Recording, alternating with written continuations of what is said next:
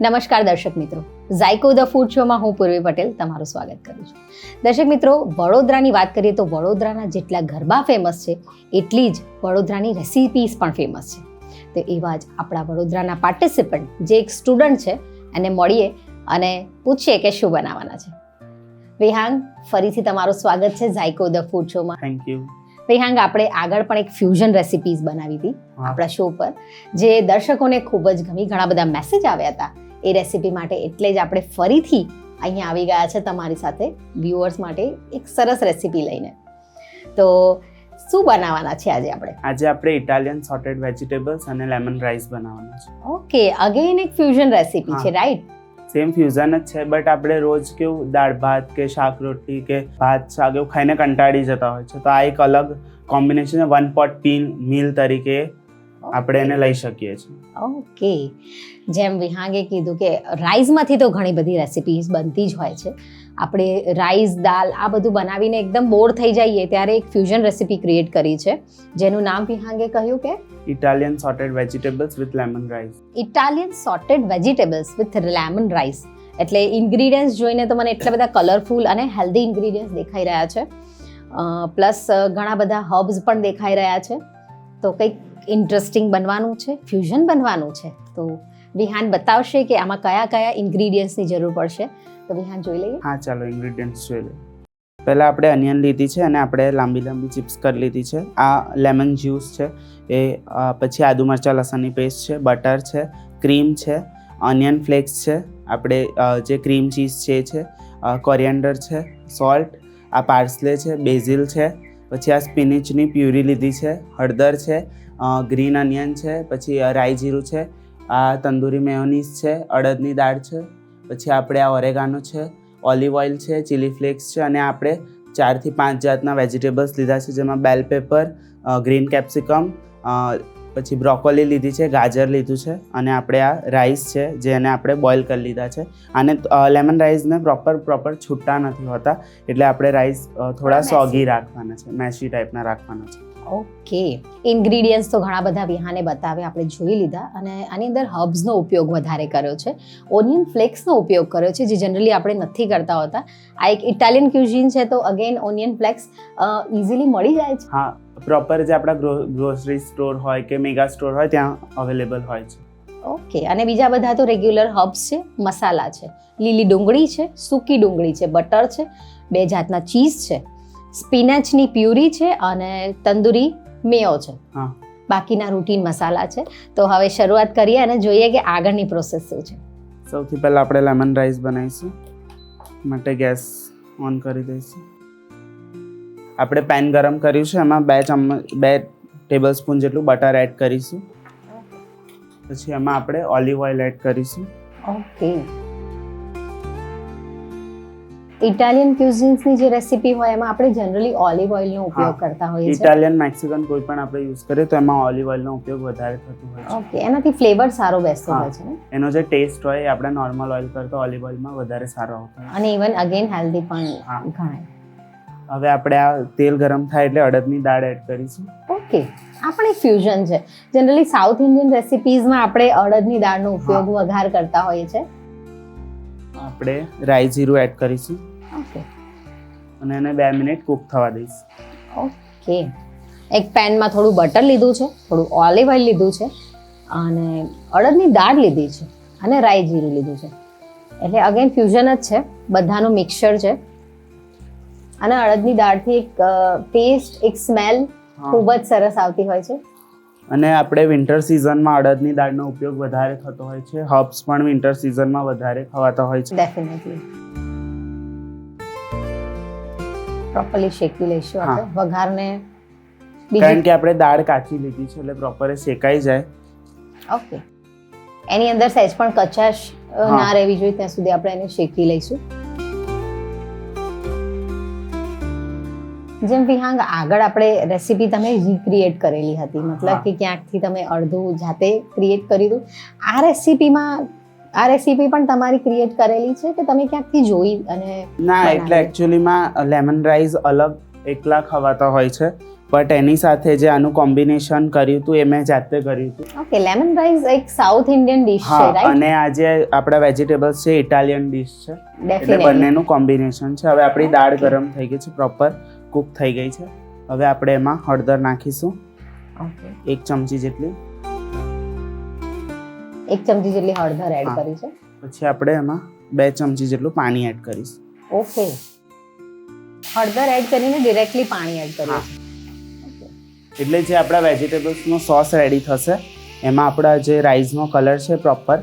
Okay, આપણે Merge થઈ પહેલા જાય. લેમન રાઈસની પ્રિપેરેશન હા. કરી છે. ઓકે, હવે આપણે એમાં લેમનનો જે જ્યુસ છે એ ઉમેરીશું.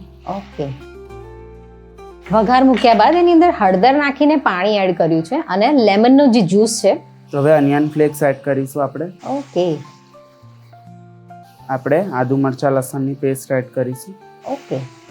આદુ મરચાં લસણ આપણે વઘારમાં નાખતા હોય છે જનરલી, હા. પણ આમ આપણે અત્યારે વઘાર થઈ ગયા પછી એડ કરવાનું છે. ઓકે.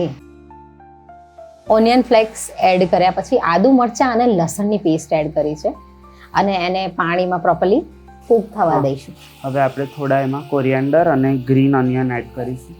ઓકે, એટલે કે લીલી ડુંગળી અને ધાણા થોડા એડ કરીશું. હવે આપણે જે આપણા રાઈસ છે અંદર એડ કરી દઈશું. ઓકે. રાઈસ આપણે કેટલા લીધા છે? લગભગ 2 કપ જેટલું. 2 કપ જેટલા રાઈસ છે એ આપણે આ જે લેમન રાઈસ બનાવીએ છીએ એના માટે આપણે એડ કરી દઈશું. લેમન રાઈસનો કલર બી અગેન યલો અને ફ્લેવર લેમન વાળો હોય છે. હા. જનરલી આવી રીતે સાઉથમાં ખવાતી ડીશ છે ને? સાઉથમાં જે આ છે એ લેમન રાઈસ વધારે ખવાતા હોય છે, લાઈક બ્રેકફાસ્ટમાં કે ઇવનિંગ સ્નેકમાં પણ ખવાતા હોય ઇવન છે. ડિનરમાં પણ ઘણીવાર હા. પ્રિફર કરતા હોય છે. લેમન રાઈસ વિથ કર્ડ પણ ઘણા લોકો ખાતા હોય છે.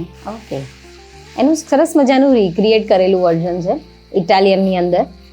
અને જેમ વિહાંગે કીધું કે જે લેમન રાઈસ માટેના રાઈસ હોય છે એને પ્રોપરલી એકદમ છૂટા નથી બનાવવાના હોતા, એને થોડાક મેસી રાખવાના હોય છે, કુક થયેલા, થોડાક ઓવર કુક થયેલા રાખવાના હોય છે. એટલે આપણે જનરલી મસાલા ભાત કે બિરયાનીઓ બનાવતા હોય તો ડેફિનેટલી. આપણે રાઈસ 80% જ કુક કરવાના હોય છે, બટ આમાં થોડા તમારે ઓવર કુક રાખવાના હોય છે rice. Okay, generally lemon rice એ રીતે જ હા, એ રીતે જ પ્રિપેર ખવાતા. થતા હોય છે.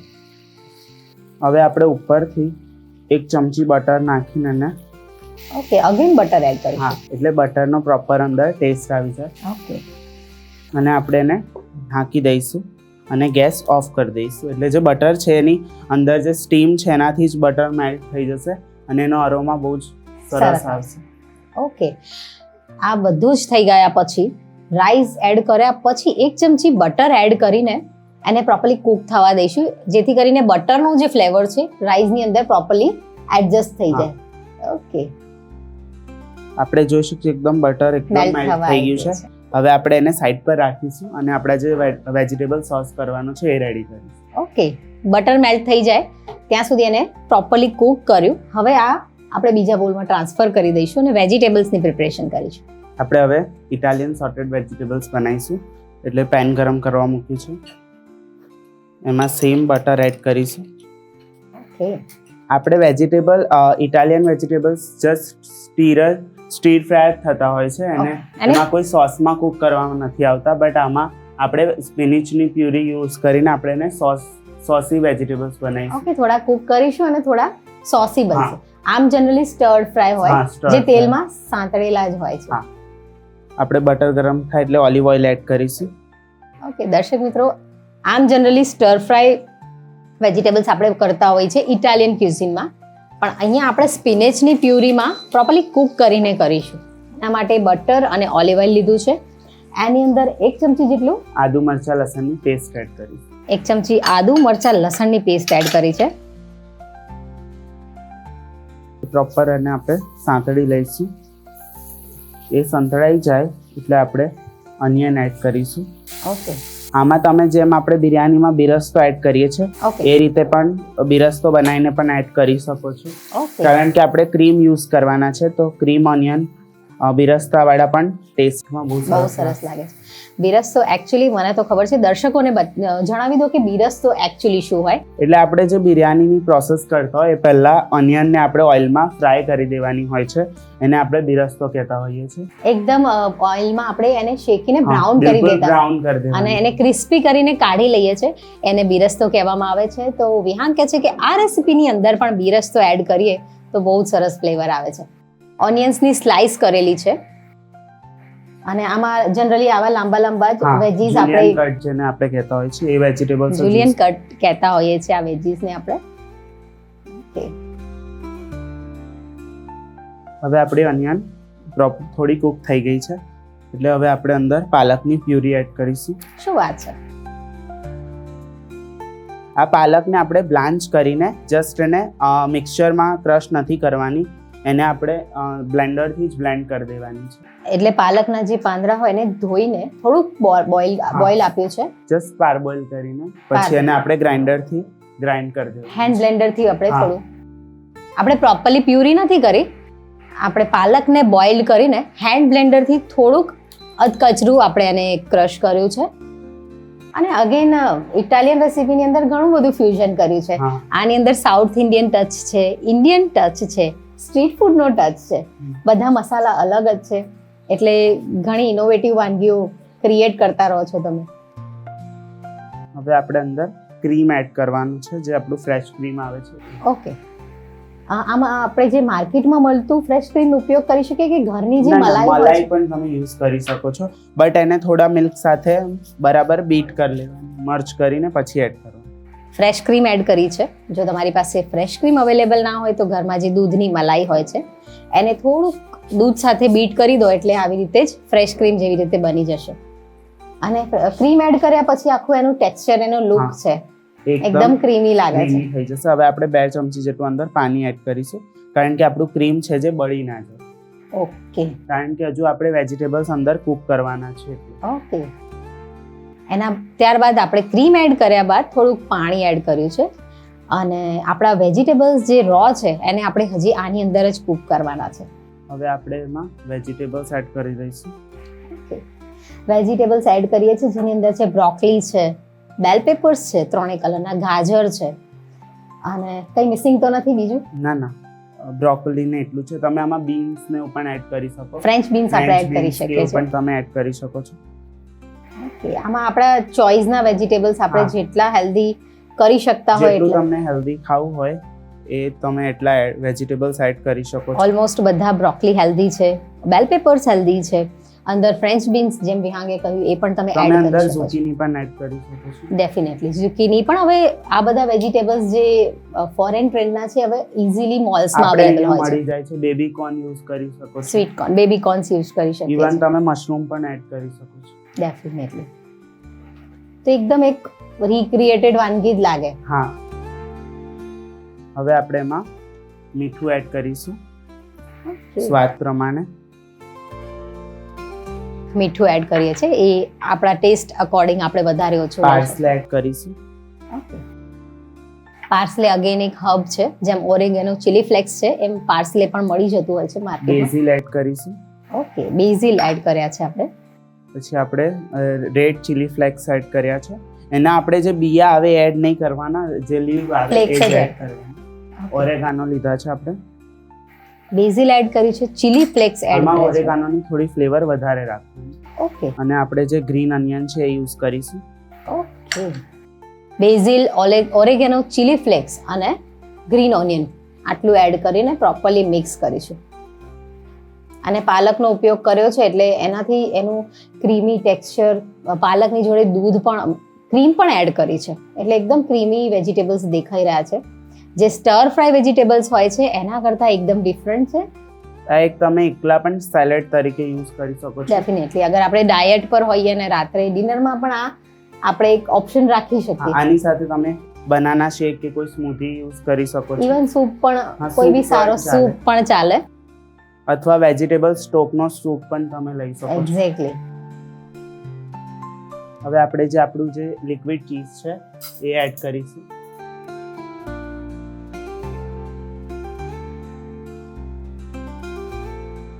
લિક્વિડ ચીઝ એડ કર્યું છે. લિક્વિડ ચીઝ પણ આપણે જે રેગ્યુલર ચીઝ હોય એની અંદર મિલ્ક એડ કરીને મેલ્ટ કરીને કરી શકીએ છીએ. લિક્વિડ કરી શકો છો. જો તમને અવેલેબલ ના હોય તો તમારા ઘરે જે પણ ચીઝ પડ્યું હોય એની એ પણ અંદર ગ્રેટ કરીને તમે એડ કરી શકો ગ્રેટ છો. કરીને કાં તો એની અંદર થોડું મિલ્ક એડ કરીને આવી રીતે ક્રીમ ચીઝ બનાવી શકો છો. આમાં કોઈ પણ વસ્તુ તમે તમારા ટેસ્ટ મુતાબિક કે તમને જેમ ભાવતું હોય એ પ્રમાણે તમે એડ કરી શકો છો. ઓકે, એ બે એડ કરવાથી એકદમ સોસ એકદમ ક્રીમી થઈ જશે. એ લાસ્ટમાં જ એડ કરજો, વચ્ચે એડ ના કરતા, નહીં તો સોસ બહુ જ ક્રીમી થઈ જશે. ઓકે. આ જે આપણે ક્રીમ ચીઝ જે આપણે એડ કરી છે એ એકદમ લાસ્ટમાં જ્યારે ઓલમોસ્ટ થોડા ઘણા વેજીસ કૂક થવા આવે ત્યારે જ આપણે એડ હા. કરવાની છે, રાઈટ?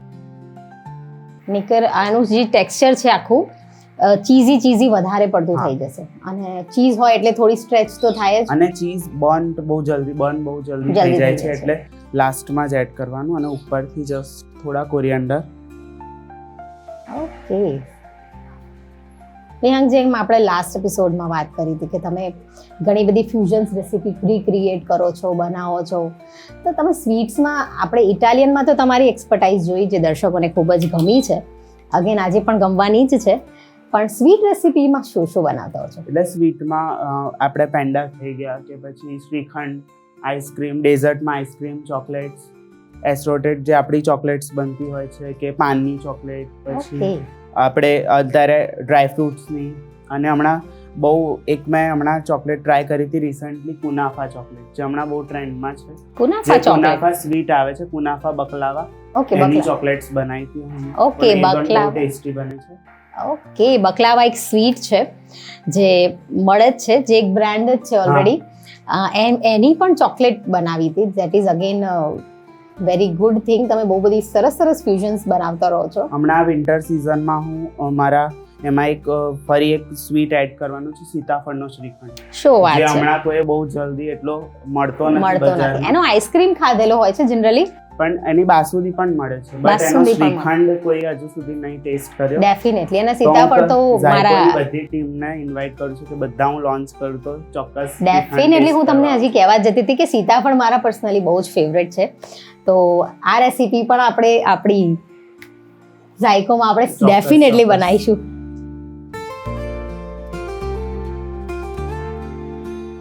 વેજીટેબલ્સ પ્રોપરલી કુક થઈ ગયા છે, ચીઝ પણ સરસ રીતે મેલ્ટ થઈ ગયું છે, અને જેમ વિહાંગે કીધું આને થોડાક આપણે કુક કરવાના છે, એકદમ સ્ટર ફ્રાય નથી લીધા, તો એ ટેક્સચર આવી ગયું છે. તો વિહાંગ, હવે આગળ શું પ્રોસેસ બસ કરીશું? આને આપણે થોડી વાર કૂલ ડાઉન થવા દઈશું, પછી આપણે પ્લેટિંગ કરીશું. ઓકે, રેસીપી ઓલમોસ્ટ રેડી છે. કૂલ ડાઉન થવા દેવાનું છે થોડીક વાર માટે, અને પછી ફાઇનલ પ્લેટિંગ કરીશું. ઠંડુ કરવા મૂક્યું હતું, ઠંડુ થઈ ગયું છે. આ રાઈસમાં આપણે રાઈસ બાફતી વખતે મીઠું નાખ્યું હતું, બટ જો કોઈને ટેસ્ટ પ્રમાણે ઉપરથી નાખવું હોય કે વધારે જોઈતું હોય તો એમાં તમે રાઈસમાં જે આપણે ગ્રેવી બનાવી એ ટાઈમે તમે એડ કરી શકો છો. ઓકે, વિહાંગે ઓલરેડી રાઈસ કુક કરતા અંદર સોલ્ટ એડ કરેલું જ છે, એટલે પ્રોસેસમાં આપણે સોલ્ટ નથી નાખ્યું, પણ ઇન કેસ કોઈને વધારે ઓછું પ્રપોર્શન જોઈતું હોય તે પ્રમાણે એડ કરી શકે છે. Okay, done. હવે આપણે પ્લેટિંગ કરીશું.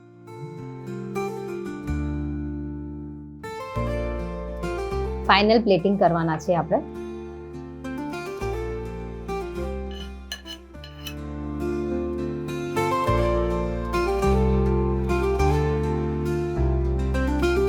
Proper south Indian type lemon rice દેખાઈ જ રહ્યા છે.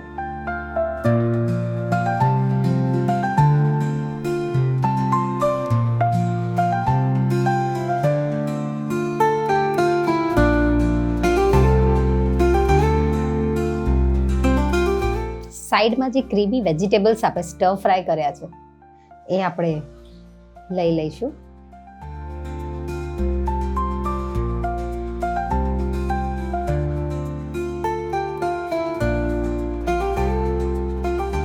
તો આ રેડી છે આપણા Italian sauteed vegetables with lemon rice. Italian sauteed vegetables with lemon rice દેખાવામાં જેટલા ખૂબસૂરત, જેટલા બ્યુટીફુલ લાગી રહ્યા છે, એટલું જ સરસ તમે પ્રેઝન્ટેશન કર્યું છે, અને એટલી જ હેલ્ધી રેસીપી પણ છે. તો દર્શકોને હું તો જોઈને જ કહી દઉં છું કે 10 on 10 રેસીપી છે. તમારા રસોડે જરૂરથી આ ટ્રાય કરજો.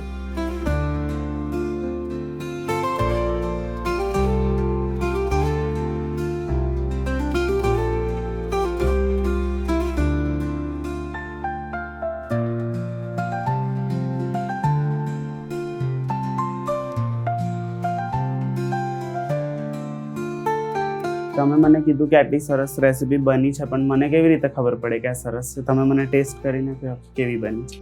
ડેફિનેટલી ટેસ્ટ કરીશ, કારણ કે ફ્યુઝન રેસીપી છે. લેમન રાઈસ જે સાઉથ ઇન્ડિયન છે અને જે વેજીટેબલ્સ છે જે ઇટાલિયન છે, તો હું ટેસ્ટ કરવા માટે હવે વેઇટ નથી કરી શકતી.